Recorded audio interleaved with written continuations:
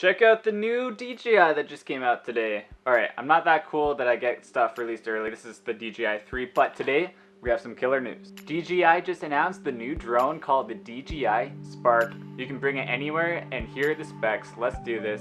This is their smallest drone that they have. They're listing this drone for $500, which is pennies compared to what they're offering their newer drones. It shoots in 1080p and 30 frames per second. Now, it does not do 60 frames per second, so you can't do any slow motion footage, but considering how small it is, definitely worth the compromise. The battery is going to last you 16 minutes. Now, 16 minutes actually is a lot of flight time. When you're actually out flying there, it feels a lot longer than what 16 minutes is. Now, the gimbal that naturally comes with the drone is stabilized, and it's 2-axis, so it can go up and down, left and right, which is beautiful for cinematic footage. Now, an amazing new feature that they just brought out is the hand gesture. Take a look at this.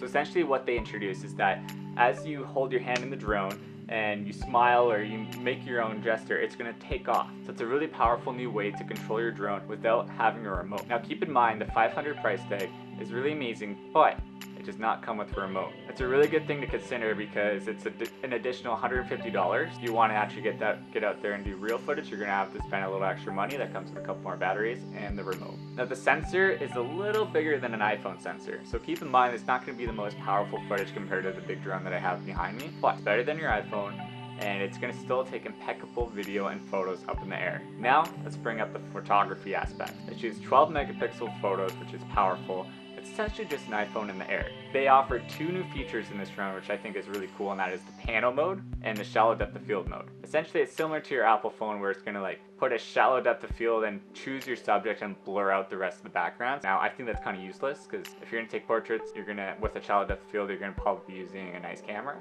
Drones are usually made for landscapes, so why would you want a small aperture? I don't know. I guess it's a cool effect, but the controller that you can buy with it's really small and portable. It's pretty similar to the Maverick drone as well. Some additional modes with this drone is the follow mode and the circle mode, so you can do your gestures and it'll follow you. It will start on you and then fly away and do this same gesture. Like, it has some programmed flying modes for you, which is really nice. The flying capabilities are really remarkable, being able to fly 2 kilometers away, or 1.2 miles if you're American. And I think that's really powerful for a drone that's so small. That's going to produce amazing video and just on the go.